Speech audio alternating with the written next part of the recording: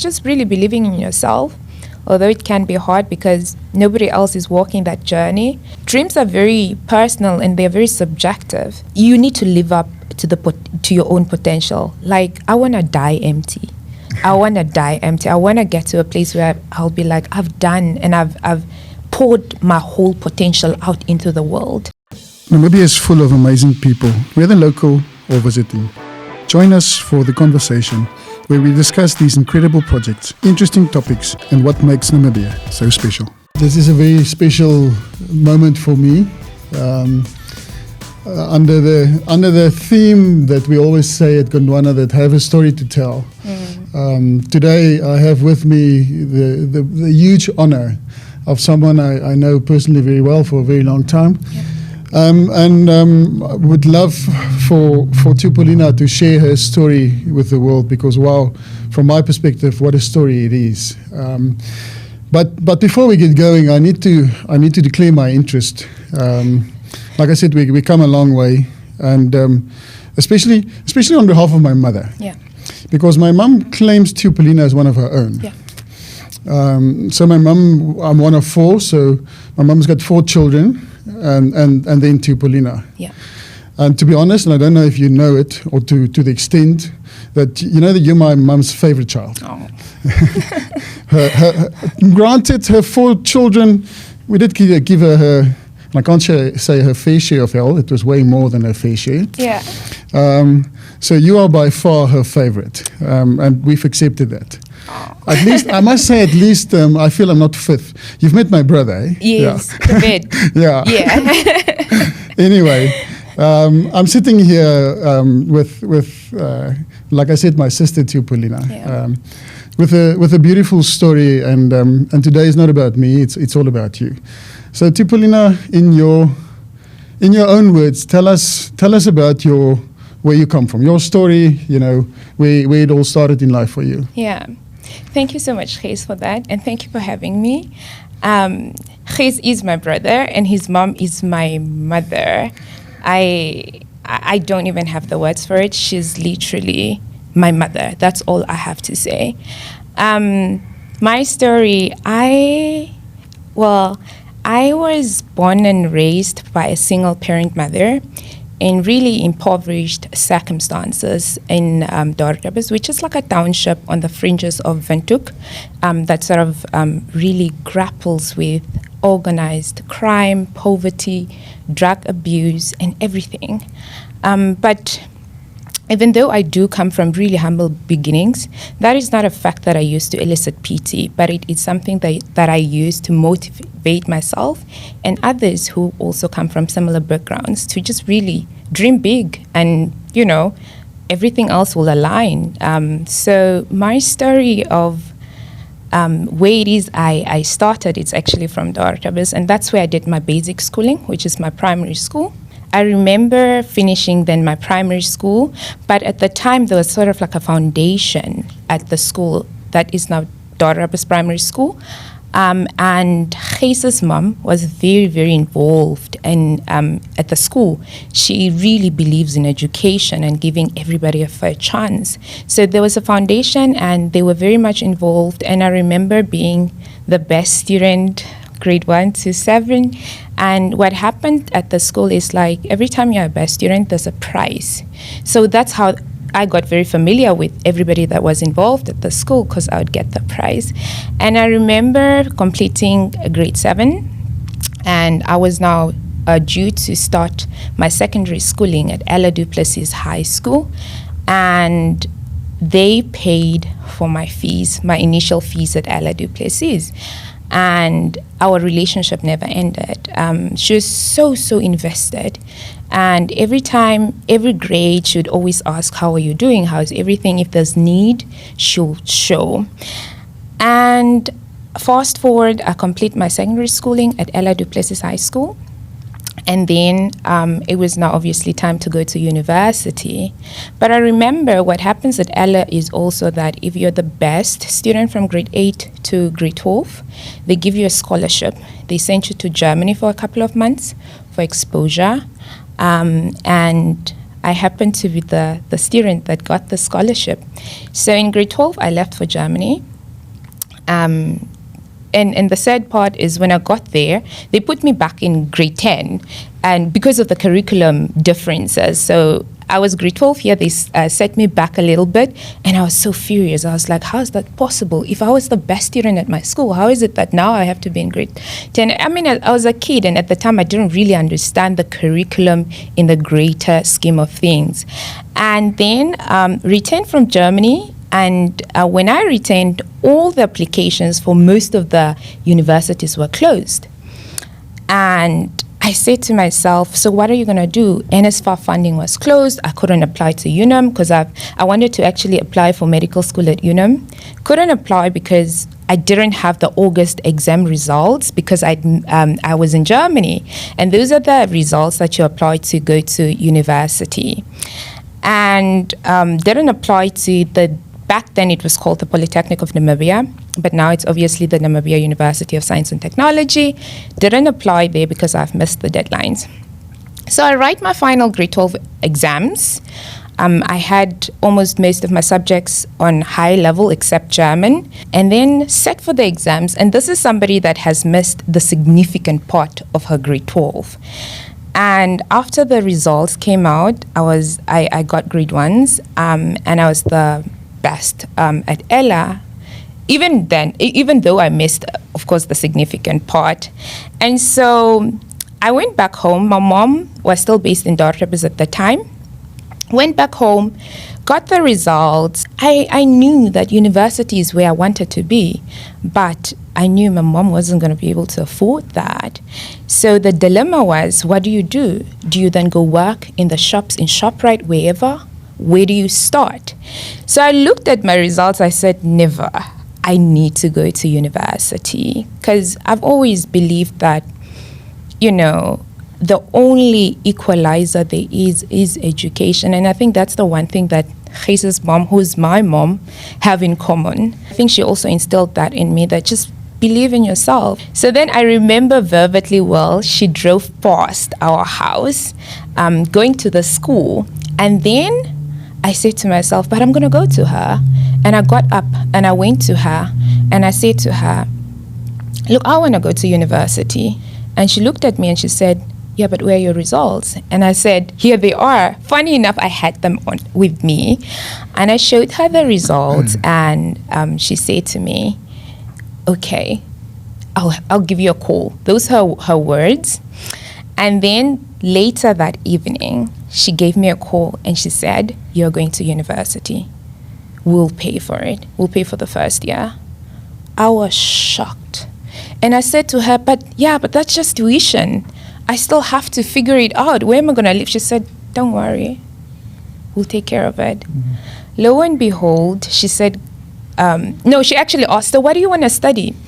At this point, I had not done research. I knew that I wanted to go to medical school. But now the problem was medical school the application process was a bit different. So if I really wanted to go to medical school, I should have taken a gap year and apply the following year. And I said, I'm not staying home. And then I went to NUST, the now NUST, and I remember speaking to somebody at reception because now I had to figure out what is it in the prospectus that I can actually study at NUST. And I remember asking the person at reception, what's the hardest course here at NUST? And they looked at me, they're like, are you crazy? And I said, no, genuinely, what is the hardest thing I can study here? And she was like, but do you not know what you want? I said, I don't, but I want to do the hardest thing that's offered by this university. And she said, it would be engineering. And I said, I want to study that. And I think to date, I think back and I'm like, I was crazy. I really was very daring. And I asked her, so how do I then do late applications for this? She said, you have to come for pre-selection tomorrow. And I called Gys's mom, Tani Marlian, and I said, I'm going to study engineering. She said, okay, what engineering? I'm like, civil. Off my head. No research, nothing. I just said civil. And I went to do the pre-selection exam, got into engineering school, wrote the exam, passed it, got in.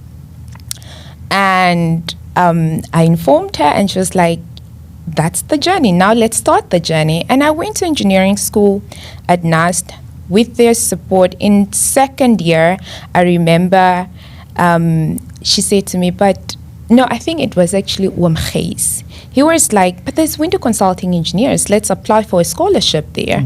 We applied. I got the funding from window consulting engineers, and they funded the rest of the degree. But one thing we forget is that once a student has been admitted into the university, there's more than admission that goes on. They need emotional support. They need just support in all areas beyond, just the financial support. And that is what I got from them. Because, my mom's not educated. So even when I say to her, I'm going to study engineering, she didn't understand what it was. But obviously, as time passed by, you break it down to her, you make her understand. I went on, completed my degree, and obviously there was always that motherly support from Tani Marlian, and also fatherly support from Gys, always checking in, and also David Gys himself. So I had a community, and this is why I like to stress the fact that financial support is not all it takes to build someone, especially if you come from a family where nobody really has been to university before, nobody really understands the journey you're walking, it's just you, it becomes a bit harder. So I was fortunate enough to have that support. And so I completed at NUST, graduated with a Bachelor of Civil Engineering. But to take you back, if I have to think about it retrospectively, I'm glad I didn't go to medical school, because my journey just took a whole different turn. So when I graduated from NUST, what happens at the engineering school at that time was they would select 2 best students completing that year, and they would sponsor them for a master's in Germany. And I happened to be one of the 2. So I got the scholarship, left for Germany to do my master's there. It was still a master's in civil engineering. And after that, I actually secured a job in Germany. But the plan, actually, when I think of it, wasn't to stay in Germany. It was actually just to go do the master's and come back and work at home, because I think when you're on the ground, there's a lot of impact that you can, there's a lot you can impact at home. So, but then I secured a role in Germany, and then worked in Germany for about 2 years. And then with the same company, got a transfer to the Netherlands, worked in the Netherlands for a year. And then when I was in the Netherlands, I worked in the space of project management, and then I got really exposed with, the budgeting of capital projects. And I said to myself, but this is something that's very interesting. And a lot of times we find that engineers are skilled, they have the technical expertise, but when it comes to finances, we are we don't have it unless you are very proactive and you go out there and look for it yourself. So when I got the bit of exposure in project management, I said to myself, but finance is something I can actually consider, merge it with engineering and see where it's going to take me. And I remember I did another degree, another master's in economics, finance, and management, and then also went on to do my PhD, which I'm actually presently pursuing in sustainable infrastructure investment and finance in the UK.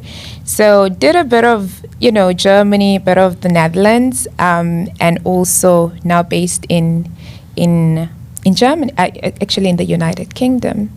So that's the journey. And like I said, when I look back, I'm so glad I didn't go to medical school, because I would have been boxed. I could be wrong, but my thinking is just the fact that I did engineering has really allowed me to be able to even venture into finance, into infrastructure investment, or even just marry finance and engineering. And the one thing engineers are taught is we taught how to think. So if your training is teaching you how to think, I don't think there's anything in the world you can't solve, So that's a bit about myself and my journey and how it is I started out. But yeah. What a story. From Dorrebus to the world. Everything that you've done, you've pretty much been the best student. Yeah. Why? What drives you? The thing is, when we speak about teachers influence kids. There's a certain level of influence that comes from teachers that really drives their students. So I remember very well in grade 5, we were doing a test, and I'm just a kid. And my teacher set me at the front of the class because she said, every time I sit you with the rest of the students, you let them copy from you. And I said, but why would anyone copy from me? That just means I'm doing something right. And the fact that she set me at the front, it just means maybe there's something I'm doing right here. And then I asked her, but why would they copy from me? Then she said to me, because your answers are always correct. And that stayed with me. And from there, I just really believed that, okay, there's a bit of a gift here. And the gift is that of being able to retain knowledge or information. And even when I read, I barely forget. So I think the first memory of the drive comes from the fact that my teacher actually told me that my answers were always correct as a grade 5 student or learner. And I think the other thing is just understanding where it is I come from and knowing that there's nothing else that can sort of equalize me to the rest of the world. The only thing there is if I study. And also really seeing my mother. My mom did multiple jobs, and I think she was so strict. Every single day you come from school, you have to wash your socks first. You have to clean the house first, and then you eat. You can't go play with the rest of the kids. You do a bit of homework, and even if she couldn't really understand what homework we were doing, she just needed us to sit with books, So seeing her juggle multiple jobs taught me perseverance. And I think she's also one of the greatest people who really motivate me in life. And when I see her, I'm just like, I want the best for her. I want to give her the life that I didn't have. She gave me the best she could, but I also I really just want the best for her. So those are the things that motivate me in life. My mother, and just largely believing in myself. And I was lucky enough to have that from a very young age of, at least when I was in grade 5, believing that, okay, there's a bit of a gift here. And the gift is that of being able to retain information and knowledge. And that's what I run with. I love that. And I love that discipline from your mom and the major impact that had in your life. Obviously also because that turned into self-discipline. Yeah. But that gift, the gift to retain information, like you say, and I think you are being humble, because that is only part of the story. Yeah. That willingness to work your ass off. Yeah, yeah. And Gys, when you look, and you're very familiar with Dorrebus, when you look at that township, the only thing you ever see was everybody getting to grade 7 and never making it beyond that. Of course, we had a few people, but we didn't have role models. But for me, very early on, I just decided that I wanted more, even without seeing it. And this is something actually that stayed with me until I even went to NAST here in Windhoek. I remember having a conversation with a friend, and she reminded me, she said, do you remember that in first year of engineering school, you said you wanted to do a master's? How did you know that? And I said, no, she asked, how did you know, or did you have someone in your life that actually walked the journey and did a master's? And I said, never. It's just, I've always just wanted more. And I knew that to get it, I had to work hard for it. And there's a lot of discipline that had to go into it. So it's just self-belief and always dreaming bigger than your circumstances, because you can do it.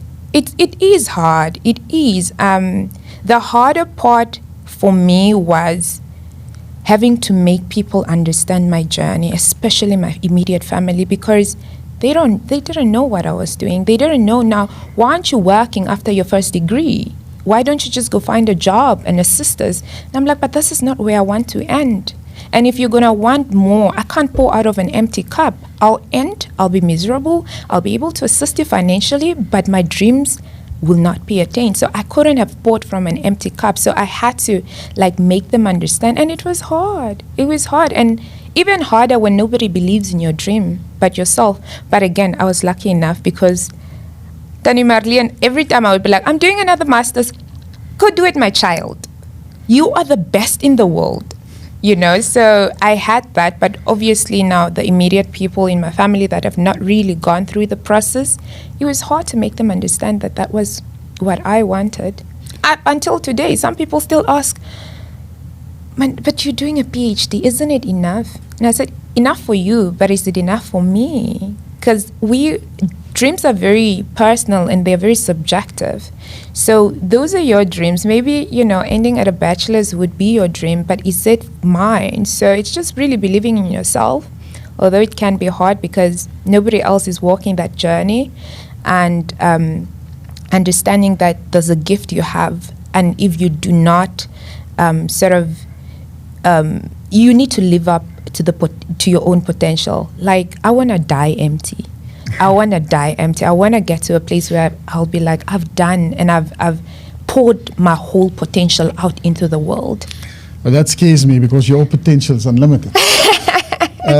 On the way here, Theopolina said, you know, she's doing a PhD now, and next year she will be done. And she said, Gys, and then I don't want to look at books again. Yeah. And I said I don't believe you. Yeah. I don't believe that Dr. Theopolina will be the end, because your dreams scares me. It intimidates me. Yeah. But I think you're right in that I won't be done. Maybe formal education, because beyond a PhD, what else is there to do? Yeah. But I believe in continued professional development, or just developing yourself every other time. There will be, you know, just even grabbing a book to read, that is developing yourself. That is pouring and feeding the whatever is on the inside to blossom. So there will always be a part of me that will be interested in furthering myself and just, you know, developing myself, even if it's not in a formal classroom. But I think I'm an academic at heart. I love books, and I think that is a safe space for me. Let me tell you a story very quickly. I remember being in high school, and you know, there was a constant battle, Gys, because in high school you are with kids that are from families. You come to the hostels, and when they're unpacking their food from the holiday or from the weekend, it's all kinds of great stuff. And then you're there with the bread that your mom has baked you, and you looked at other people's food and you wanted, right? But then also at university, I was with kids from really good backgrounds, and there was a constant battle within myself. I didn't know where I belonged, because at school you're constantly with these kids that are from grand backgrounds, and then you go back home and there's that.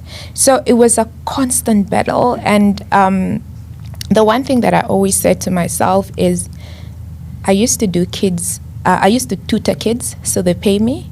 If I see a child with a sandwich I want, and this started as early as actually primary school, they come with a good sandwich and I don't have that. So I'll say, let me tutor you, and then you give me the sandwich. You know, because I also want that. So it's just really, when I think about it, it was, there was a bit of a struggle in like belonging, because like I said, I come to school, there's that, you know, great stuff, and then you go back home, there's that. So you had to brace yourself, your inner self, your whole being at a very early age, and understand that this is your reality. And in the beginning, I struggled with it.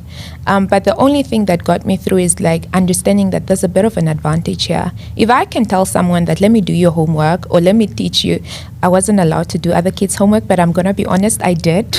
And they paid me. You know, there's an advantage. So what makes me believe that I don't belong? I belong because maybe they have the material wealth, but thank God I had the intellectual awareness and wealth, if I may. But I say this with the most humility. I had to understand that very quickly, and that helped me through life. I'm humbled, to sit here and to listen to this story, because yes, obviously intellectually, you are top. But there's more than that. There's that self-awareness. There's that self-belief. That clearly turned into self-worth. And there's also, even though there's self-belief, there's a lot of imposter syndrome. Sometimes in my PhD journey, sometimes I feel less than. I feel that maybe I've taken away from somebody that would have been greater than me. But who says that when the admissions team sat there and went through my application, they didn't see someone worthy? It was merit-based. But even though you can be like very, very confident and you have the self-belief, it also comes with a great deal of imposter syndrome, because there are days where I say to myself, but you're not as great, So you have to be able to sort of balance, and also not even balance, it's just understand that your confidence, or you knowing that this is who I am, and self-belief is also going to come with an equal share of imposter syndrome. And which is very testing. But the only thing that really gets you through it is, again, believing in yourself. So it's a vicious cycle. It is amazing. It is an amazing story. I wanna. So I also, some background information that always, through your journey, and then I'm ever the Namibian optimist, and and then I'd say, we need Theopolina back. We need Theopolina back, and then my mom said, leave her alone. The world is her oyster. But obviously, again, as we chatted, that I really hope that we can have phenomenal human beings, Namibian, born back to help us all build the future of Namibia. I mean, in the beginning when I left, I always said that, because I don't come from a family where I know someone. And back then, if we're being honest, you had to know someone. It wasn't always merit-based, and it scared me. So when I went to Europe, and now I exist in a space where every single thing you're awarded is based on merit, I excel in an environment like that, because I know I'm responsible for how far it is I'll go in life. I don't need to know somebody. It doesn't have to be nepotism. It doesn't have to be corruption. So in a space like that, I'm able to excel. And it used to scare me, thinking of coming back home and not being, in a space where I know anyone. Now it's, I'm going to underleave my potential. But fast forward right now, because that was back then, that was the narrative that I always maintained back then. But looking at the space right now, and I'd make a few examples of people, and it gives me hope, because we see people leaving the private sector, and the private sector is so comfortable. I operate in the private sector now because I do infrastructure finance, have left the engineering space, not entirely, but I marry the two. And I see people leaving the private sector, really good brains, people who have the capacity, and going back into the public sector. And we know that public sector is largely known for corruption, or every time everyone thinks of public sector, it's just nepotism, corruption, all the bad stuff. But when I see these people, and these are my role models, Ms. Nangula Uwanja, Mr. James, these people are back in the public sector, and I'm like, there's hope here. Because you see the right people who have the capacity, and they are they're in positions that will, drive the country into its prosperity, if I may, because that's what I believe. So yes, I do hope to come back home, but I need to come back home to something. I love that. I think that is so brilliant. And it inspires me, that we all work together for that dream, for the Theopolina dream. And again, James Manyupe is a fellow director, is a personal friend. He is making massive personal sacrifices, and all in the for the sake of the future of my children. To be honest, and I love that, because it's a collective dream. It's not about me, and it's not even about you. It's about our nation. And also being able to identify talent where possible, and just we have to do it together because it can't be done by one person single-handedly. It's going to be impossible. So I do believe in the Namibian dream. I've thankfully traveled a bit of Africa. I've been to Rwanda. They're doing great there. I've been to Uganda, and of course traveled a lot of European countries as well. And my heart is still with Namibia. I say there is no country in the world that compares to where it is I'm from.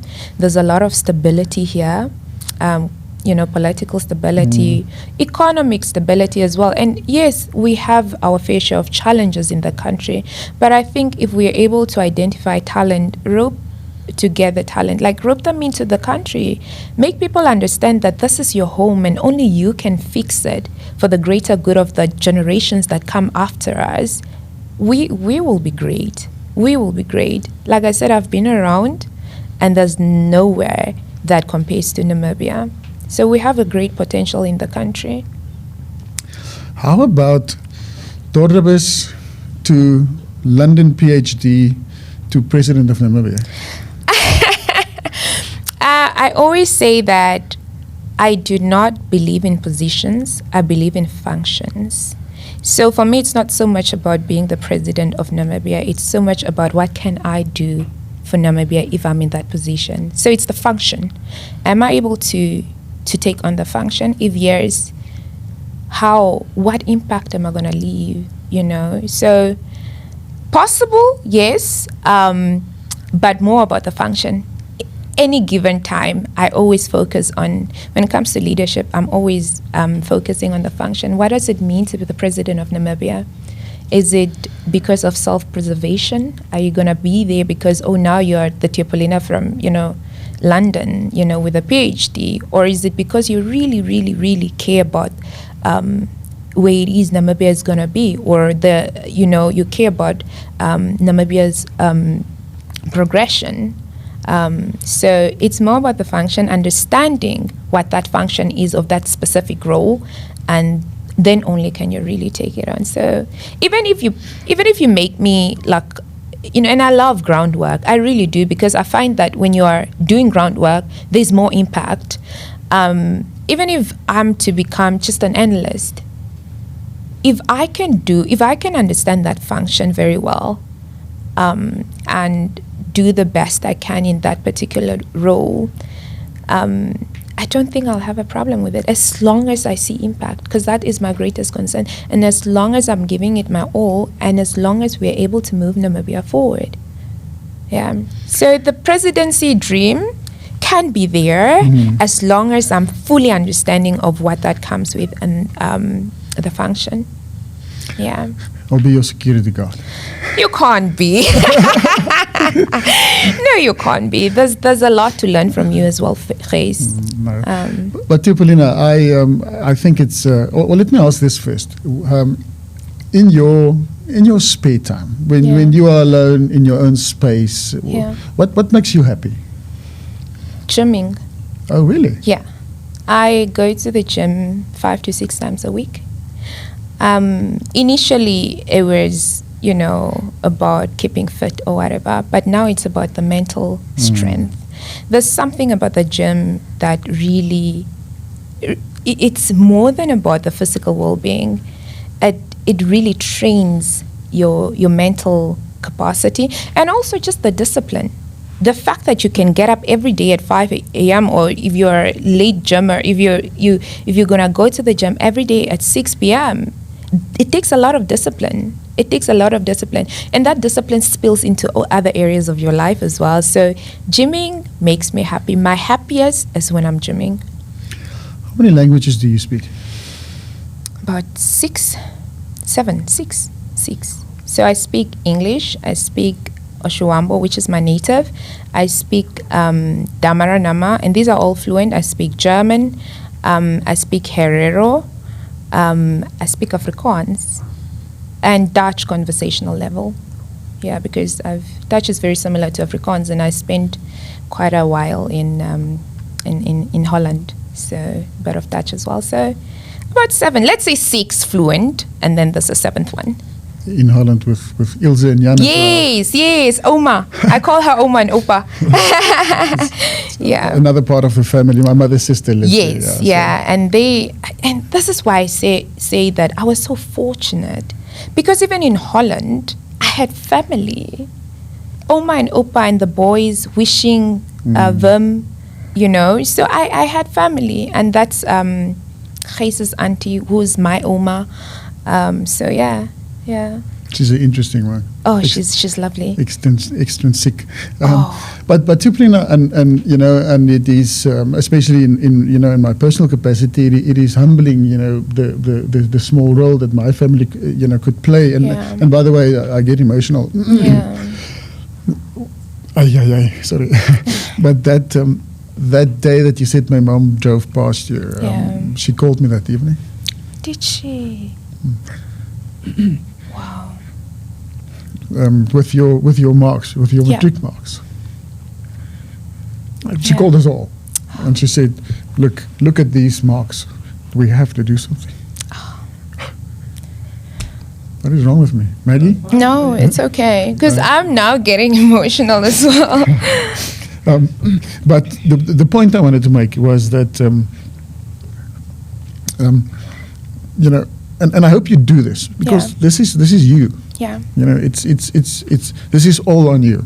Yes, we were lucky to at certain points to be able to help. Yeah. But this success is all you. Do you celebrate that? And that's a very good question, Gys, because I don't.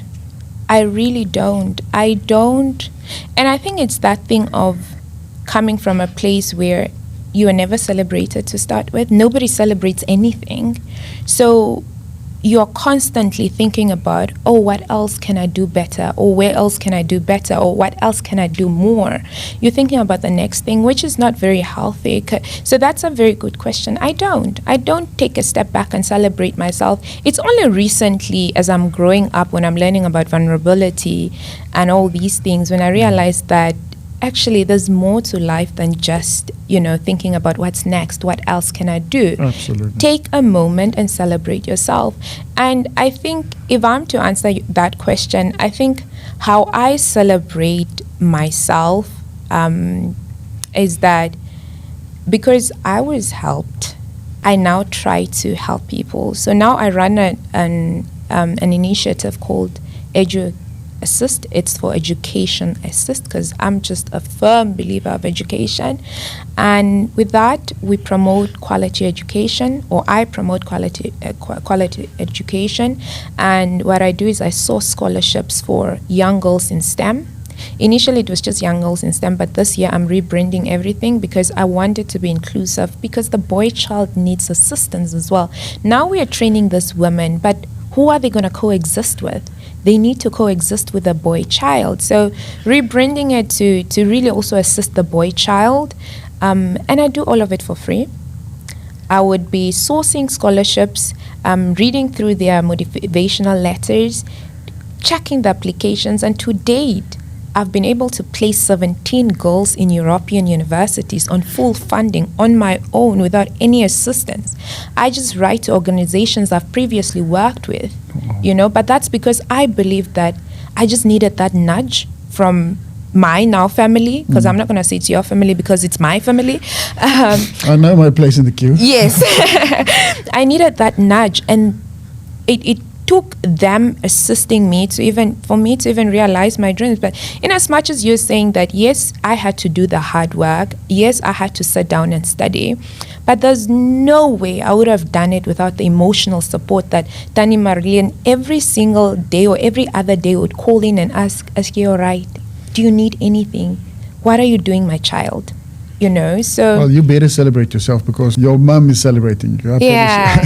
She's proud. But on that point, Theopolina, how do we ensure? Yeah. Because my biggest fear is, is that as we sit here today, we are missing so many other Theopolinas out there. Yeah. How do we make sure that we don't? As individuals and as a nation. Yeah, I think sometimes it takes the person that's been through the journey to identify somebody who genuinely is interested in actually capacitating themselves further. I can imagine. because very quickly you can make it out. You can see if this person is an opportunist or just here for games, or they really, really are hungry for it. And you'd see it. I'll give you an example. When I run my initiative, there are kids that come and say, can you write me a motivational letter? But there are those that send me a draft of what they've written and say, can you please check what I've done? That's cool. Do you see the difference? 100%. Yeah. 100%. So it's sometimes it's hard, but a lot of times I can easily identify it. At least I've been able to, and that's why most of them are progressing. The other problem is what we don't understand is it doesn't only take financial assistance to help someone to get somewhere in life, because now you're taking somebody from Havana, you're paying school for them, or even Dorrapas, you pay school for them, you place them in the university at Namibia University of Science and Technology. But in this space, they are meeting many other kids that are from other backgrounds, and they feel small, they feel intimidated, and everything is new for them. So more than anything in that space, beyond just taking care of their financial needs, you want to ensure that the person has that emotional support. Like I said, Tani Marlene used to call me, even if it's about nothing. So just calling the person, and that's one thing I've learned from her. That's what I do with the girls in the European universities that I've assisted. I call them and I said, how are you? Tell me, what are you doing today? How was yesterday? And make them understand that live a larger life. Yes, you'll be intimidated. Yes, you'll feel small. Yes, you'll feel less than. Yes, you'll feel like, oh, I don't belong. Am I ever going to make it through this this environment? But you just make them believe that they can. Because the worst thing you want to do is pump money into someone, leave them there, keep them on their own, and people, derail and take the wrong road. So the most important thing for me is, once we've provided financial assistance, we should also be cognizant of the fact that there are many other things that we need to provide, which is now in the form of emotional support, because they come from totally different environments, and you're just put into this whole new environment. How am I supposed to survive? Absolutely. Yeah. It's about the whole being. You know? The it's whole not only being. about the brain. It's about your soul and your well-being. Yeah, and I mean, Tani Marlene would even make jokes like, "Oh, when am I getting a son-in-law?" Making me understand that no, books are very important, but you need to be a wholesome human being. And that made me so comfortable very early on, because coming from a mother, and the thing is cultural differences as well. I come from a culture where you can't really openly talk about boyfriends, but then I had a mother who would be like, when am I getting a son-in-law? She would ask me that, and it's just about wholesome living, and I'm making kids people understand that beyond financial support or whatever, you are also just a human being, and you need support in all areas of your life. Yeah. I love that. Yeah. And do you feel at the moment you are such a success? Yes. There was a time in my life where I was very much just career driven, and very quickly I learned that actually I read a book, and in this book somebody said that they were writing about somebody that was on a deathbed, and they were asked, what is the most important thing? What do you think was the most important thing throughout your life? Because you're about to die now. And they said human relationships. So when I read that, I said, this can't be life. I need to understand that if you want to be a wholesome being, you need human relationships. You need to thrive in all areas of your lives, be it in your marriage, be it in your relationships with your friends. Your circles need to be made up of the right people. Basically, you need to have the right people around you. And even just your mental capacity, you need time out to just recharge mentally. So very quickly, I had to really reshuffle my life and understand that if I want to be a wholesome person, I need to also pay attention to other areas of my life. Spirituality, We all need love, right? Yeah, we all need love. We all do. And also spirituality, right? Because that's another area. And I'm not going to define what it is for me, because it's very subjective. It means different things for different people.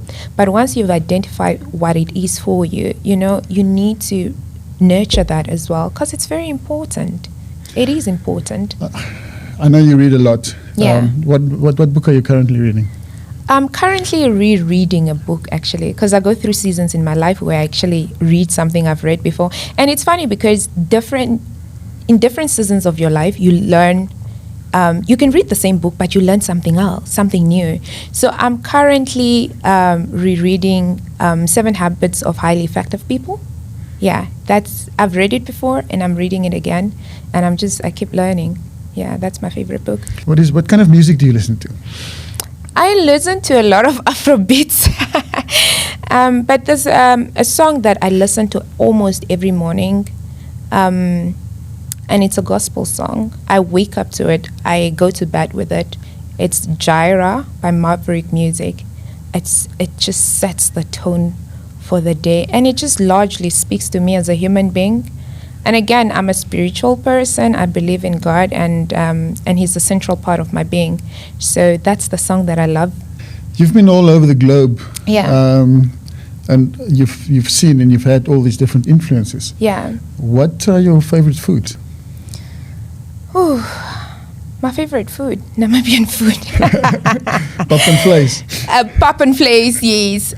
But if I'm to pick from all the other places I've been to, it will be cheesesteaks in Philadelphia, in the U.S. Oh, wow. Yeah. So that's the I one wouldn't thing. know. Yeah, cheesesteaks. Yeah, they are very they're very typical for Philadelphians. That's what they eat. And as a meat lover from Namibia, yeah, I love them. But also, I think, and this is quite sad because now I'm like, okay, these are too many favorite things. Italian pasta. So obvious, but I've learned how to make pasta from scratch when I was in Italy. So that's one of my favorite things. To make it yourself, prepare it yourself, and then eat it, the best. We need more people like you, and it's not only about Namibia, it's on the planet. I really believe that, you had every right to be the victim. The victim of poverty, the victim of whatever, the system, Yeah. the victim of the legacy of the past, Yeah. the victim of life. Yeah. And you just refused to do that. No, I couldn't. I didn't want to be another statistic. And it reminds me when you asked the question of how are we able to identify more of Theopolinas out there, Gys, the other thing is proactivity. Because when your mom drove past that day, I could have just said, you know what, it's okay, I'll just sit here. Help will come from heaven. No, you have to be proactive and actually seek the opportunities yourself. Look up people on LinkedIn, write to them. Search people, and it's hard, but you have to be proactive. And like I said, imposter syndrome kicks in, and you feel like, yeah, but who am I? Why would they listen to me? You have to try, because if you don't, it's just not gonna get you anywhere. There's just no substitute for hard work, No, for there putting isn't. yourself out. No, absolutely not. You have to put in the hard work, unfortunately. And I know we look the similar age, but we're not. You look very young. You speak for the youth, not me. And I really hope that so many people will see this and will listen to your words. I hope so. It's put in the hard yards, and then the rest of the nation. People like me, people like Gondwana. Yeah. To ensure that we are there to catch those who and to help those who want to help themselves. Yeah, and the last thing you want to do is help someone who can't help themselves. That's where I'm saying you need to be proactive. Show people what you've done, how far you've come, and then they will obviously feel like, okay, they've done something. Here I can assist.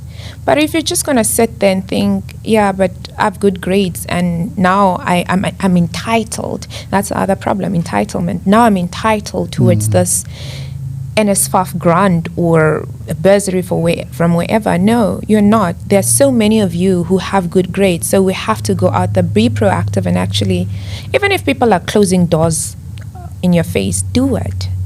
You just have to do it.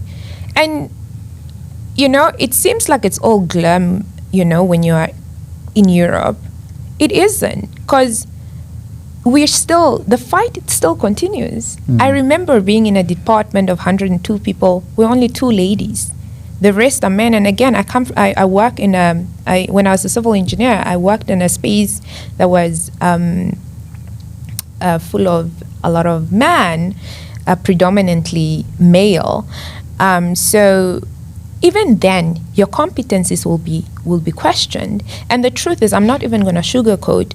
The truth is, I was young as a civil engineer in the West, and I was black in a predominantly white space, and I was a lady. So you have all those three intersections coming together. But why is it that I stood out to even get a promotion, as a young black female engineer? But that's because I just believe that I'm the very same capacity that my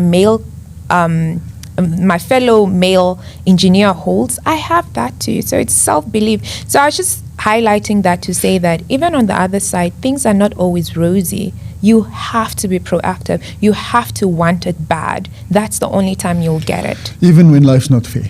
Even when life's not fair. Even when you started, like you said, you didn't start on equal ground, and you just touched on it. Yes. But you ended up with a promotion. Exactly. Based on merit. Yes, based on merit.